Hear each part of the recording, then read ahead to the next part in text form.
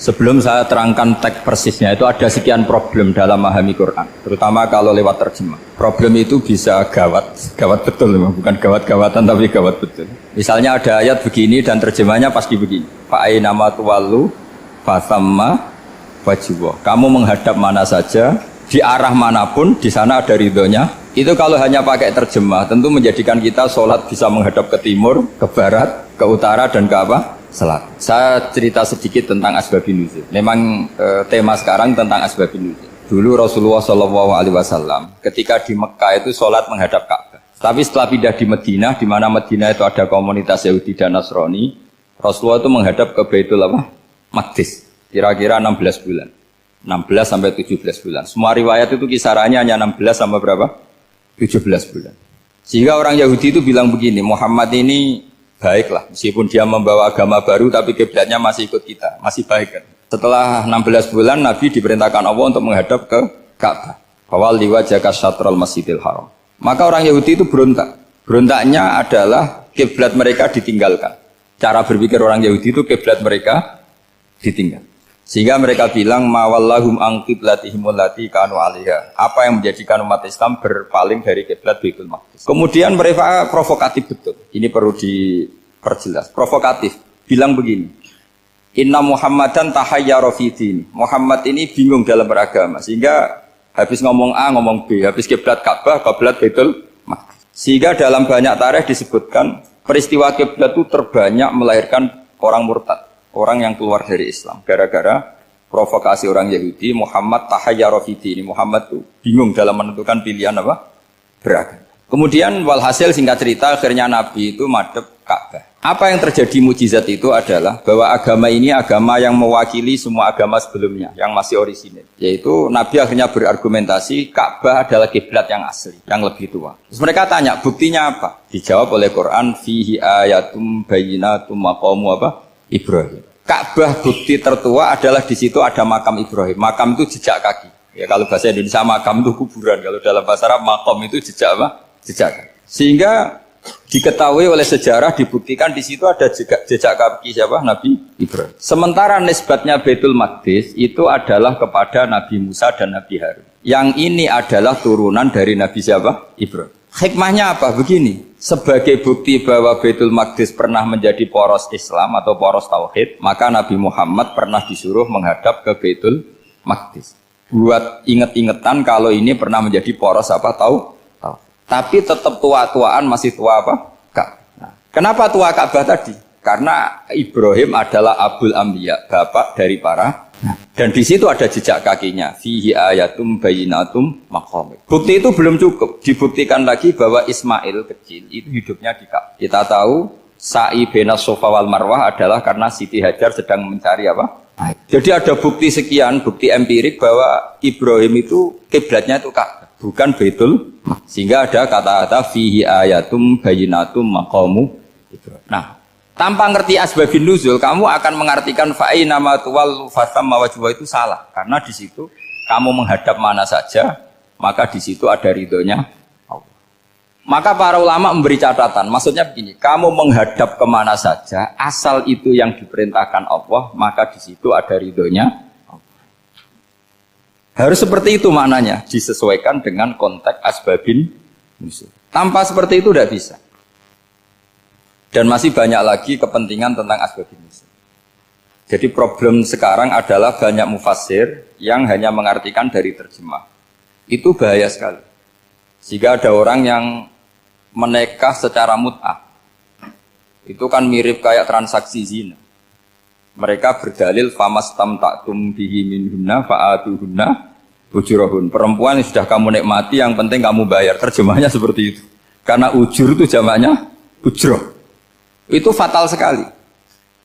Padahal ayat itu begini, settingannya begini, setting siakul kalamnya atau asbabun nuzulnya begini. Ini sekaligus, memang saya sengaja ngaji dengan tema yang berat, bentuk penghormatan pada yang ngaji. Kalau temanya ringan kan kayak TPQ. Begini asbabun nuzulnya begini. Wal muhsanatu minan nisa yang awal juz 5 itu, ya kita santai aja, yang awal juz 5 itu sebetulnya maktuf, diatafkan pada ayat hurrimat alaikum ummahatukum wa banatukum wa akhwatukum wa ammatukum wa kholatukum wa banatul akhi wa banatul ukhti. Jadi perempuan yang haram dinikah itu ada 7.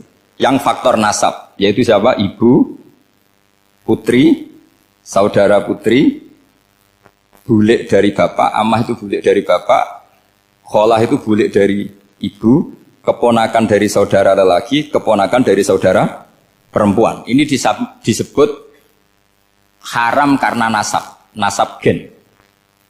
Kalau orang Jawa bilang hanya 4 karena ngitungnya bulik baik dari bapak maupun ibu. Kalau orang Jawa bilang kan bulik terus keponakan dihitung 1. Padahal ada keponakan dari saudara lelaki, ada keponakan dari saudara apa?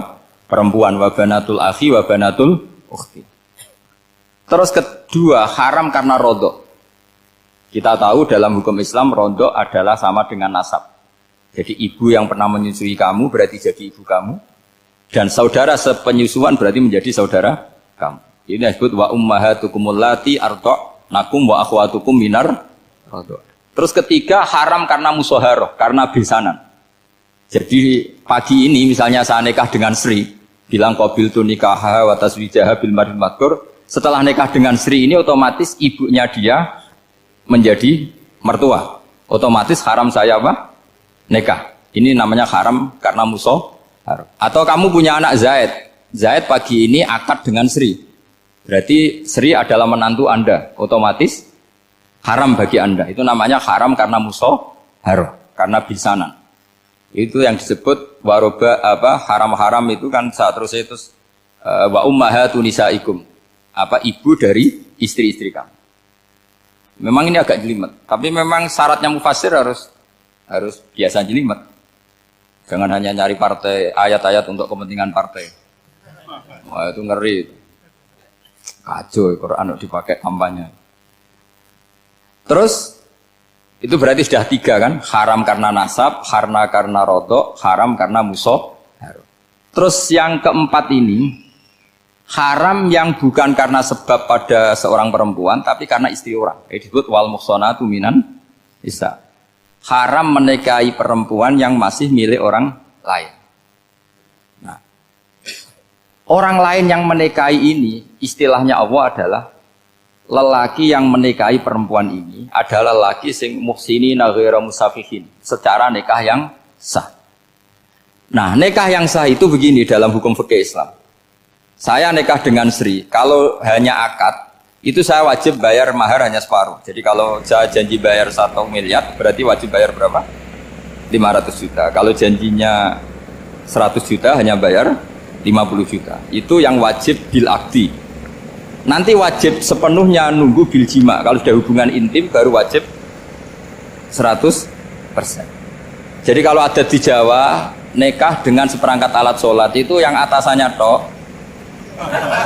itu wajib karena akad.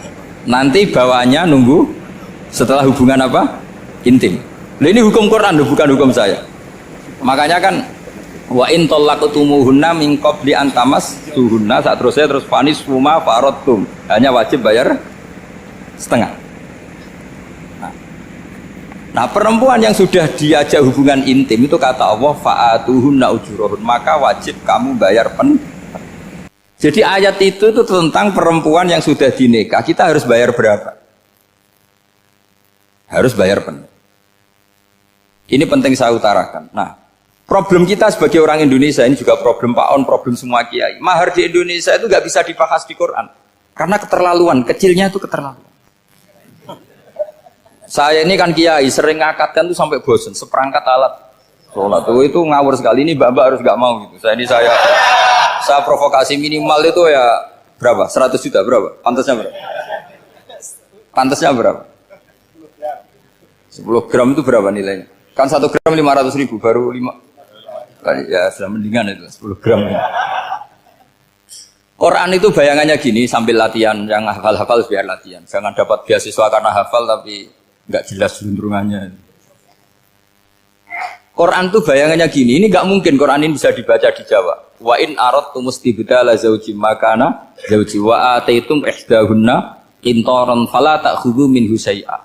Jika kamu nikah sama seorang perempuan, kemudian kamu cerai, maka mahar yang sudah kamu berikan jangan ambil lagi. Karena mahar di Arab itu mahal 100 juta, kadang mobil Alphard, kadang GMC. Sehingga setelah menceraikan tuh kebayang menarik.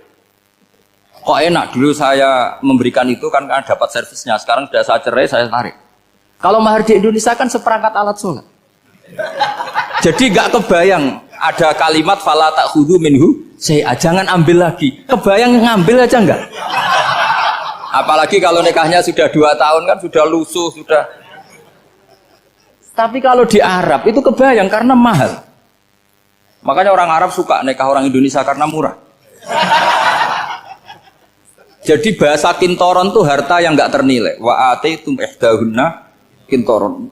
Kok yang enggak ternilai? Mahal betul. Itu pernah saya hitung, ada yang mahar itu 400 juta, ya sekira segitu. Nah makanya setelah dicerai, Allah memperingatkan setelah kamu kasihkan, ya jangan minta lagi. Kenapa kepikiran minta? Karena jumlahnya besar. Kalau di Indonesia kepikiran nggak minta, ya? Nggak kepikiran, saking kecilnya. Seperangkat alat sholat, kadang 1 juta. 1 juta itu setelah hubungan intim, sebelumnya yang wajib hanya 500. Itu kan nggak kebayang. Makanya susah ngartikan Quran di Indonesia, kadang susah karena kadang terlalu. Itu pernah Sayyidina Umar radhiyallahu anhu pernah bilang begini, wahai para perempuan, mahar itu jangan mahal-mahal, kasihan para lelaki. Itu ada perempuan alimah ya, orangnya alim betul, meskipun nggak pernah sekolah di UI, tapi alim itu. Itu usul langsung gini, ya Amirul Mukminin, laisa dzalika laka ya Amirul Mukminin. Waqad qala ta'ala wa ataitum ihdahunna qintaran. Kamu hanya seorang Amirul Mukminin, tidak berhak bikin aturan pembatasan mahar. Allah saja tidak batasi, kenapa kamu batasi? Sehingga dulu yang namanya nikahnya Sulaiman Agung atau Jamaluddin siapa Ratu Agung, kalau hadiah ya sampai tas mahal itu kan dari bahasa Arab mumtaz mahal. Mumtaz itu istimewa, mahal itu tempat. Dia punya istri yang sangat dicintai, dikasih hadiah mumtaz mahal. Terus ilat Jawa jadi apa? Tas mahal. Itu sama Mujidulil Albab kalah. Itu kalau cerai kan kepikiran minta lagi. Dikasihkan yang baru. Tapi kalau di Indonesia tidak mungkin karena apa tadi? Seperangkat alat sholat. Begitu nyari yang murah lagi. Yang bagus kitanya, bungkusnya yang bagus. Nah, maka nggak mungkin kita maknani Quran tanpa mengenal yang bernama asbabin. Karena makna ayat itu bisa kacau kalau kita tidak tahu asbabin. Yaitu kayak tadi makna fa'ina ma tuwallu fasamma wajhu. Itu maknanya kan kamu menghadap mana saja, boleh saja di sana ada ridhonya Allah. Berarti kan bisa ke timur, ke selatan, ke utara, ke barat. Itu bahaya betul.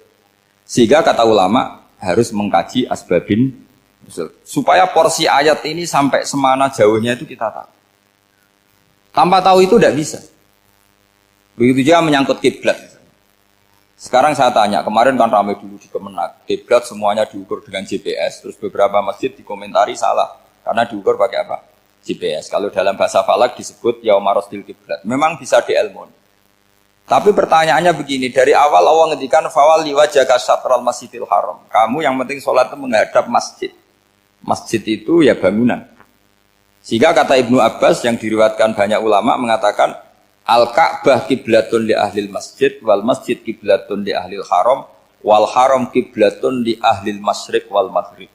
Jadi kalau orang di dalam masjid, kiblatnya harus Ka'bah. Di luar masjid, kiblatnya asal bangunan Masjid Haram. Tapi di luar sini, kayak di Indonesia, boleh semua tanah. Kenapa begitu? Kata Ibnu Abbas, karena Quran turun bilisanin Arabiyyin mubin. Jadi kalau orang Jogja, kalau mau ke Jakarta, arahnya kemana? Barat. Itu sebetulnya ketika Anda ke barat itu persis Jakarta, apa bisa saja pasnya itu Pangandaran. Tapi orang itu akan bilang kalau ke barat ya ke Jakarta. Meskipun presisi Anda tepatnya di Pangandaran. Nah kiblat seperti itu, asal orang menghadap ke barat itu orang sudah bilang ke kiblat. Gak usah sedetail misalnya harus pas Ka'bah. Saya pernah debat sama tim ahli Kemenak. Gak bisa Gus, sekarang ada GPS harus tepat Ka'bah. Terus saya bilang gini, kalau teori Anda benar, berarti semua masjid luasnya maksimal 16 meter. Ka'bah itu luasnya hanya 16 meter. Berarti Masjid Ulil Albab yang pojok sana sama pojok sana, kira-kira itu ya sudah tidak kena Ka'bah. Kalau harus tepat, Ka'bah itu kan diameternya hanya 16 sampai 18 kalau nggak salah. Berarti semua masjid kalau ingin tepat Ka'bah harus pas 16. Kalau terlalu luas pilihannya harus cekung. Kan jadi aneh. Makanya saya tuh sering Pak, dulu saya ini biasa debat fikih. Kalau di tradisi pesantren namanya basul masail. Saya punya teman yang paling kurang ajar, yang paling saya kenang dalam sepanjang sejarah. Dulu itu kalau debat fikih itu ya seru. Kalau aturan fikih kan gini, soft paling baik itu kan soft pertama. Baru kedua, baru ketiga. Yang paling keren kan soft awal, soft. Terus teman saya bilang gini Pak, ya kalau gitu gini aja Gus, desain masjid itu memanjang utara selatan. Biar semuanya soft awal. Gara-gara didesain begini kan ada soft 2, soft 3. Apa susahnya? Kita bikin mulai awal supaya masjid itu memanjang utara apa? Selatan. Supaya semuanya soft awal. Ya kalau ada hukum ya diimplementasikan dalam desain bangunan katanya. Itu kan kacau. Terus akhirnya saya jawab, lalu setelah begitu yang paling afdol siapa? Yang dekat imam. Ya sudah, bikin cekung saja kalau gitu. Artinya gini ya, beragama itu yang sehat. Jadi beragama itu berdasar riwayat. Berdasar riwayat, pernah ada ulama yang hitung. Madinah menghadap Ka'bah itu ya tidak pas. Pernah dihitung pakai GPS. Kiblat Madinah ke Ka'bah itu ya tidak pas. Tidak seperti yang pernah dianjurkan Kemenak. Karena apa? Agama ini ngikuti bilisanin arabiyyin mungkin. Seperti jenengan gini. Semua ini istilahnya apa? Menghadap Gus Bah. Padahal ada yang agak sana, agak sana. Semuanya ngaji sama siapa Gus? Ya sudah. Istilahnya bertatap muka. Memangnya kita benturan. Ini bahasa. Jadi seperti ini semua namanya apa? Beradab. Padahal ada yang agak samping, agak samping. Ka'bah juga gitu. Sebenarnya tidak se-ekstrim yang dibayangkan orang-orang. Cuma kalau bisa tepat, ya kita harus tepat. Tapi tetap saja tidak perlu 16 apa? Meter. Nah, fa'aina ma tuwallu fathamma wajhullah itu artinya menghadap. Menghadap itu menghadap arah. Makanya Allah tidak dawuh fawalli wajhaka nahwal Ka'bah, tapi fawalli wajhaka syatrul Masjidil Haram. Jadi ini penting saya utarakan supaya kita familiar dengan istilah-istilah Quran. Istilah Quran itu gampang sebenarnya. Kalau kita kaji itu gampang. Problem kita tidak pernah mengkaji. Jadi semuanya asing. Kalau kita mengkaji itu gampang sekali. Saya punya sekian cerita betapa pentingnya mengkaji Quran. Harun ar-Rasyid itu dinasti Bani Abbasiyah. Itu pinter sekali. Ada seorang ustadz yang agak ekstrim. Itu datang ke Harun ar-Rasyid. Ya Amirul Mukminin, inni nasihun laka famusaddidun alaika. Fala tajidanna alayya fi nafsika syai'an. Saya mau nasihati kamu, tapi saya mohon jangan masukkan hati. Karena nasihat ini penting. Tapi saya akan keras, vulgar. Akan keras, kritik saya akan keras. Karena Anda sebagai Amirul Mukminin tidak pedes. Apa kata Amirul Mukminin Harun ar-Rasyid? Uskut ya Ustadz. Nah, sebagai riwayat uskut ya jahil. Kamu itu Ustadz bodoh, tidak usah banyak omong. Terus kita, kenapa saya bodoh? Terus dibacakan ayat faqula lahu qaulal layyina la'allahu yatadzakkaru aw yakhsha. Inna Allaha ta'ala qad arsala man huwa khairun minka ila man huwa syarrun minni. Wa ma'a dzalika qala ta'ala faqula lahu qaulal layyina. Allah pernah menugaskan seorang yang lebih baik ketimbang kamu, yaitu Musa dan Harun. Musa dan Harun adalah seorang nabi. Kepada orang yang lebih buruk ketimbang saya, yaitu Fir'aun. Itu saja etikanya faqula lahu qaulal layyina. Kamu kalau ngomong yang halus, yang baik, yang berperadaban, kok kamu sama saya mau kasar? Akhirnya ustadznya ternyata pinter kamu, ya pinter aku. Jadi semudah itu. Allah itu menugaskan orang yang lebih baik ketimbang kamu, yaitu Nabi Musa, kepada orang yang lebih buruk ketimbang saya, yaitu Fir'aun. Itu saja ada etikanya. Kok kamu sama saya mau tambah etika? Mau main kasar hanya karena kamu merasa nasihat Anda benar? Jadi gampang sekali memahami Quran. Tapi lagi-lagi memang bagi ahlinya. Tapi ini saya bantu supaya sampean jadi ahli apa? Quran. Meskipun ngajinya sebulan sekali. Sudah sebulan sekali tidak punya kitabnya. Sudah. Jadi ulama dulu kalau belajar Quran itu gampang. Saya berkali-kali cerita, yang kitab saya baca di rektorat namanya Syajaratul Ma'arif. Itu kalau cerita bikin judul itu enak sekali. Babuna fil ibad bikulil bilad. Bab seseorang di mana saja hidupnya harus bermanfaat. Terus dalilnya itu hanya mengutip makalahnya Nabi Isa, wa ja'alani mubarakan ainama kuntu. Ciri utama seorang nabi apa? Saya di mana-mana adanya berkahi orang lain. Jadi berkah bagi orang lain. Maksudnya tidak jadi problem bagi orang lain. Artinya kamu hidup entah di Jogja seperti Pak Ono orang Jember, saya orang Rembang. Hidup di Jogja manfaat, di Jember ya manfaat, di mana-mana manfaat. Saya pernah di Korea seminggu ya manfaat. Saudara kita TKI yang di Korea manfaat, di sana bikin masjid, bikin apa? Karena ngendikane Allah menceritakan Nabi Isa siapa? Wa ja'alani mubarakan ainama kuntu. Saya adalah orang yang di mana-mana berkah. Artinya manusia eksistensinya harus seperti itu, hidup di mana saja berkah. Gampang sekali memahami Quran. Pernah Imam Syafi'i ditanya, kalau kamu nggak kehilangan air atau nggak ada air di satu daerah, cari-cari dulu sampai nggak ketemu. Setelah nggak ketemu air, baru kamu boleh tayam. Imam Syafi'i ditanya, apa dalilnya harus mencari dulu? Kalau nggak ada air ya langsung tayamum saja. Kenapa harus nyari-nyari dulu? Jawabnya Imam Syafi'i itu gampang sekali. Qala ta'ala falam tajidu ma'an. Kemudian kamu tidak menemukan air. Di mana-mana tidak menemukan setelah mencari. Kalau belum mencari namanya tidak tahu. Kan ayatnya kan falam tajidu ma'an. Kemudian kamu tidak menemukan air. Tidak menemukan tuh nyari dulu apa langsung ambil sikap? Nyari dulu baru kesimpulannya tidak ketemu. Kalau belum pernah nyari namanya tidak tahu. Segampang itu ulama dulu memahami Quran karena konstruksinya utuh.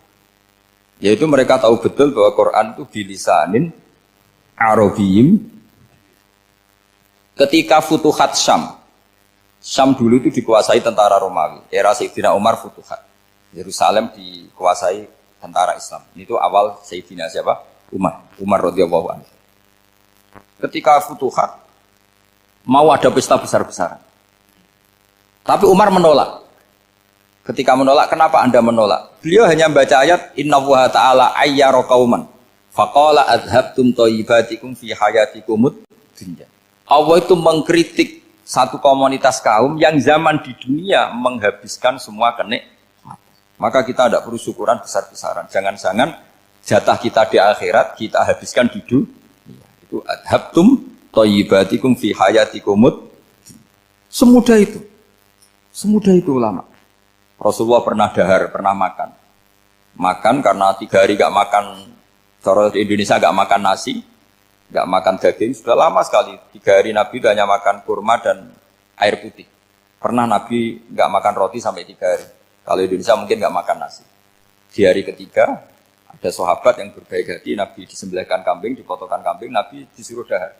Itu baru dahar setengah piring, Nabi berhenti. Ketika ditanya, setengah piring itu kan sudah kuat. Untuk sholat, untuk apa sudah kuat. Ditanya, ya Rasulullah kenapa berhenti? Bukankah engkau tidak makan ini 3 hari? Nabi menjawab, walatus alumna yauma idzin anin naim. Semua nikmat yang saya rasakan nanti ada pertanggungjawabannya. Makanya saya tidak ingin banyak. Wah itu kalau diterapkan di sini nggak populer. Makanya saya tahu gayanya ngaji Quran itu nggak siap dengan konsep-konsep Quran itu. Jadi segampang itu orang. Nah karena apa ya itu tadi? Mereka tahu asbabun nuzul. Quran itu diturunkan dalam konteks apa? Lafaz ini arahnya kayak apa? Mutlak muqayyadnya kayak apa? Muhkam mutasabihnya kayak apa? Nasah mansuhnya kayak apa? Nah sedikit saya cerita ini mungkin contoh terakhir supaya nggak lama-lama nanti bingung kalau lama. Yang bingung ya saya. Bingung cara memahamkan. Jadi kalau guru itu kan bingung cara memahamkan. Kalau murid bingung cara memahami. Nggak tahu tingkat kebingungannya sama. Kalau guru itu bingung cara memahamkan. Kalau murid bingung cara. Jadi ini pertemuan 2 kelompok bingung. Jadi yang satu bingung cara memahamkan, yang satu bingung cara. Kalau orang ekstremis bingung cara merusak suasana. Itu nggak benar itu. Ada loh. Rasulullah itu anak nabi. Itu paling pusing yang ngadepi orang-orang yang ekstrim. Karena apa? Cara berpikir itu lompatannya itu nggak tertib. Jadi Nabi itu cara berpikir itu kecerdasan nubuah. Sementara orang ekstrim cara berpikir itu kecerdasan nafsu. Bukan kecerdasan manusia. Kalau manusia masih baik nafsu. Misalnya begini, kalau dalam tradisi nubuah itu. Saya dengan Pak Anu berteman lama. Mulai tahun 2000 berapa. Itu kalau Pak Anu bertamu ke saya, harusnya tidak usah tak kasih makan. karena sudah dekat. Tapi kalau kenalan baru itu dikasih makan, disangoni. Jadi Nabi itu perilakunya agak unik. Akhirnya ada orang yang cara berpikir itu dangkal. Ya Rasulullah ini tidak fair. Yang iman lama tidak diservis, yang iman baru diservis. Cara berpikir Nabi begini. Orang Ansor itu kan sering memberi Nabi. Perjuangannya Nabi ditopang orang apa? Ansor. Donatur lah, kira-kira orang Ansor itu donatur. Donatur itu keren. Karena donatur itu artinya al-yadul ulya khairum minal yadis. Sehingga ketika Nabi sudah menguasai negara, menguasai Mekah Medina, sudah futuhat, itu orang Ansor tetap gak diservis. Yang diservis Nabi itu orang-orang baru masuk Islam, disebut wal mu'allafati qulubuhum atau Islam mu'allaf. Ada 1-2 orang yang protes, tentu yang gak pinter. Tukang protes pasti tidak pinter. Wong iskal-iskalnya sendiri, otaknya gak sampai-sampainya sendiri, orang lain disuruh jawab. Makanya di sini tidak ada tanya jawab, nanti iskal-iskal kamu sendiri, bingung-bingung kamu sendiri, saya disuruh jawab. Berarti Gus Pak gak mau ditanya, ya memang gak mau, karena tadi jawab sendiri aja, nanti pinter sendiri, kapan-kapan pinter sendiri. Akhirnya tanya begini, cara tanya gini, ya Rasulullah, ini gak fair. Orang sudah Islam lama setelah negara terbuka milik Anda, setelah kita menang, setelah kita menguasai negara, tidak kamu servis. Sementara yang baru Islam kamu, Nabi itu bertanya senyum-senyum, rileks saja. Lama-lama tambah ekstrim pertanyaannya. Kata Umar, ya Rasulullah saya beri izin untuk membunuh orang ini. Umar itu pikirannya karena mangkel lo Nabi. Nabi jangan. Kalau kamu bunuh, nanti apa kata orang banyak? Inna Muhammad dan yaqtulu ashabah. Dikira Muhammad membunuh sahabatnya sendiri. Nabi masih mendengar. Komplainnya masih dengar. Lama-lama Nabi memberi penjelasan. Kamu ini orang Ansor. Kamu biasa memberi saya, memberi dana perjuangan. Memberi itu hebat. Saya tidak ingin menurunkan grade Anda. Grade sebagai pemberi, berarti kelasnya elit. Sekarang menjadi penerima. Itu tidak bagus. Itu betapa Rasul ini namanya kecerdasan nubuah. Kalau orang biasa memberi, biar memberi saja. Supaya dia tetap heroik, tetap patriotik, tetap keren. Karena mentalnya pemberi. Jangan sampai dari mental memberi, kemudian mentalnya peminta. Jadi kalau Pak On jadi tim suksesnya Pak Jokowi itu ya tidak minta-minta. Kalau dulu kampanye ya kampanye saja. Biar memberi terus nggak pernah minta. Meskipun akhirnya ya gelong. Tapi Nabi dulu tidak gitu. Jadi orang Ansor itu nggak pernah diservis. Padahal jasanya kayak gitu. Supaya kelasnya tetap kelas elit, yaitu pemberi, penanggung. Nabi nggak ingin orang Ansor turun grade menjadi orang-orang yang cerdas nubuah menerima konsep Nabi. Lu tanya sama Pak On, saya dadani kok terjemahan UI itu puluhan tahun. Itu beliau ke kontrakan saya ke rumah. Tidak pernah berharap. Saya sangat terkenal. Bukan apa-apa ya, kalau ingin memberi saja. Kontribusi saya pada Al-Quran. Saya tidak kepikiran mendapat. Supaya heroik. Tapi orang-orang yang cerdas amatir tadi, ini gak fair. Wong yang memberi lama kok dapat servis di sekarang itu problem zaman akhir sudah mulai seperti itu. Nah, orang ini namanya Dzul Khuwaisirah. Ini yang nanti punya anak turun Khawarij. Khawarij itu orang yang ibadahnya hebat tapi cara berpikir tentang nubuah salah. Nah, orang lagi Khawarij itu orang yang ibadahnya hebat tapi cara berpikir nubuah salah. Nubuah itu unik. Nubuah itu cara berpikir tadi. Apa ya? Melihat sesuatu yang benar biar benar terus itu. Yaitu tadi, mental memberi itu ya biar memberi terus, tidak usah di-share. Maka ketika Abu Bakar jadi khalifatul Rasulullah, itu ada sistem kepegawaian. Itu gajinya Umar yang sudah Islam lama, gajinya Abu Bakar yang sudah Islam lama.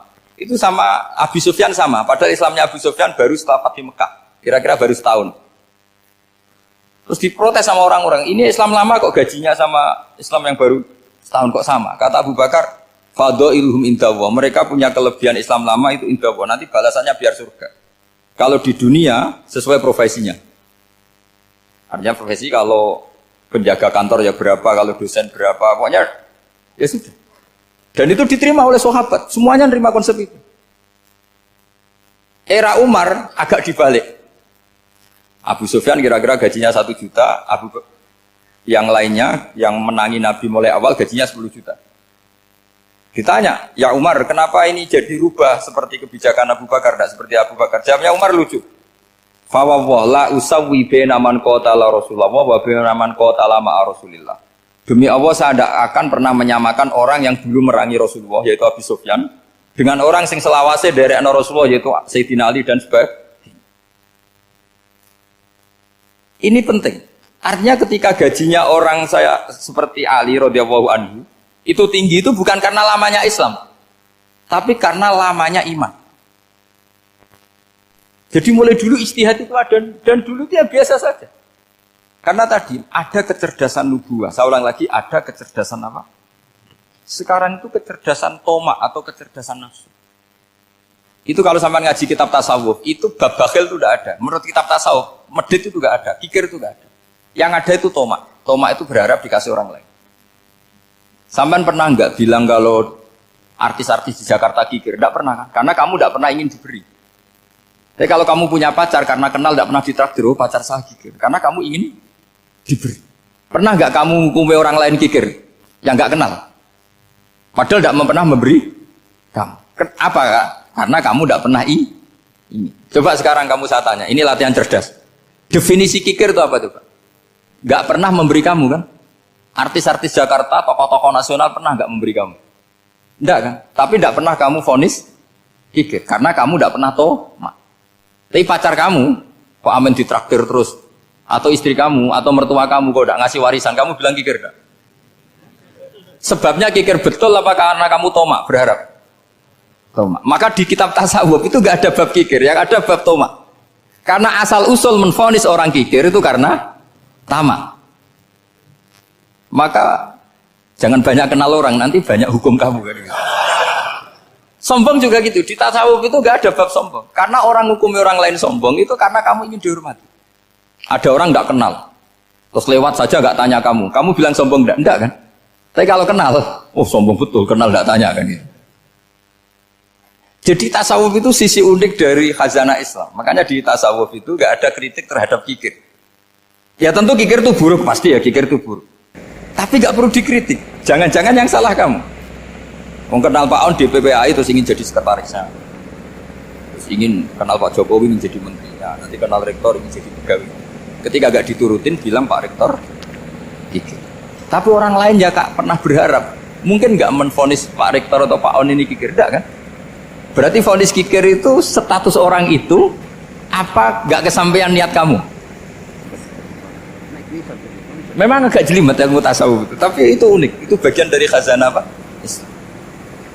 Makanya Rasulullah itu sering isti'adah minta perlindungan wa min toma'en fi ghairi matma'in. Ya Allah, saya tidak ingin berkeinginan yang tidak layak. Karena semua dunia ini dimulai dari ini. Coba kamu protes negara itu karena apa?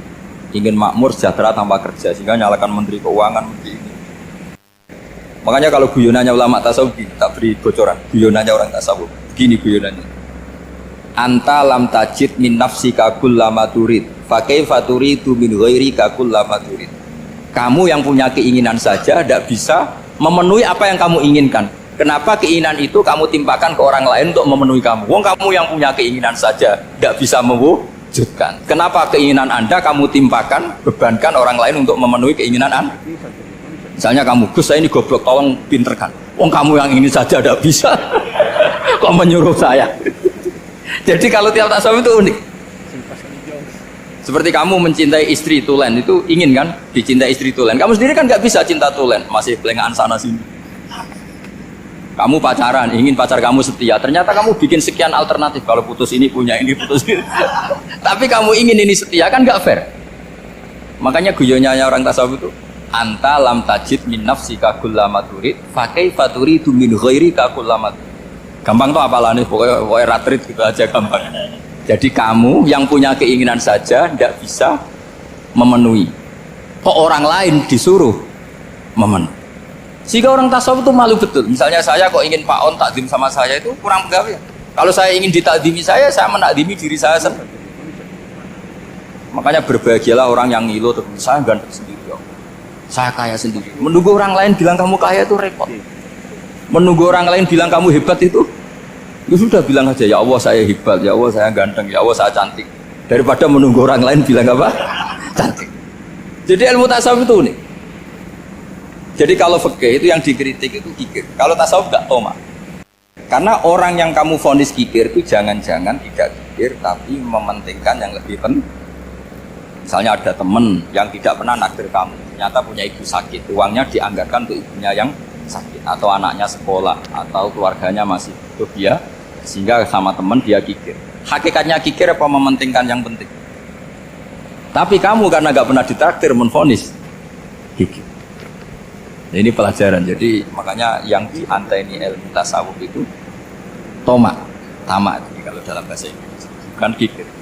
Karena vonis kikir itu akan disematkan orang yang tidak kesampaian hajatnya. Pokoknya bapak saya itu keluarga kiai itu ajarannya. Yang penting jangan berharap dari orang lain. Ini Pak On saksinya, saya dulu benahin terjemah itu nggak pernah ini berlakukan seperti itu. Yang ngaji aja. Karena pikirannya keluarga kiai itu sederhana. Kalau ngamal ya ngamal saja. Ngamal itu heroik. Makanya buyut-buyut kita semua ini kan pahlawan semua. Membela negara Indonesia jadi merdeka. Ya nggak pernah kebayang jadi presiden. Jadi sekarang nggak ngamal sedikit saja harus jadi menteri jadi. Ini bahaya kalau dalam kelangsungan bernegara karena orang biasa transaksi. Awal negara ini dibangun berdasar heroik bukan berdasar apa? Transaksi. Jadi sekarang orang akan membiasakan itu. Apa-apa itu transaksional. Ini tidak bagus untuk kelangsungan bernegara. Apalagi kelangsungan beragama. Sehingga seperti saya ini masih punya desa-desa binaan di Sragen, pedalaman Papua sekalipun saya punya santri banyak di Papua. Itu kalau cerita itu unik-unik. Itu mau Jumatan, itu nggak ada orang Papua. Sudah datang setengah 12, itu datangnya 3 jam. Di situ mau ketemu santri 3. Semua, karena ya akhirnya mereka tanya gini Pak. Pertanyaannya itu, Gus, boleh nggak Jumatan orang 3? Secara fikih Syafi'i kan harus orang 4. Kemudian mereka tak bilang buat sholat duhur saja. Mereka nggak mau. Wong Jumat-Jumat kok duhur. Harinya kan Jumat, masa sholatnya? Sehingga kita yang jadi kiai akhirnya nyari fikul madzhabil arba. Nyari fikih madzhab. Ternyata Imam Malik membolehkan orang 6. Ada yang bilang 12. Yang penting keceluk jampun itu kelompok. Kalau 3 kan belum keceluk apa? Belum disebut apa? Kelompok. Ini penting saya utarakan supaya kita berjuang itu bukan karena service seperti ini kayak Dulil Alba, masjidnya keren, kampus swasta tertua, terus masuk nomor 1-2 di Indonesia. Oke, kita syukur dengan kebesaran. Tapi yang namanya dakwah itu menjadikan orang tidak tahu menjadi tahu, termasuk kepada desa-desa tertinggi. Sama. Yang namanya menteri itu pembantu presiden untuk memenuhi kebutuhan rakyat banyak. Sekarang misalnya menteri pertaniannya itu hebat, cerdas, tapi petani nggak mau nandur padi mau apa? Coba yang membantu ketahanan pangan itu para petani mau nanam padi apa karena menteri pertanian? Karena petani mau nanam. Ya sudah GR saja, kita pembantu presiden karena ikut menyumbangkan ketahanan. Tapi kamu kan nggak digaji, kita keren ngamal tanpa harap gaji. Ini penting supaya Anda itu nggak hati kecil gitu. Ikut menyumbang negara tanpa ingin dapat gaji. Keren nggak? Itu nubuah. Apa? Nubuah. Orang Ansor itu seperti itu.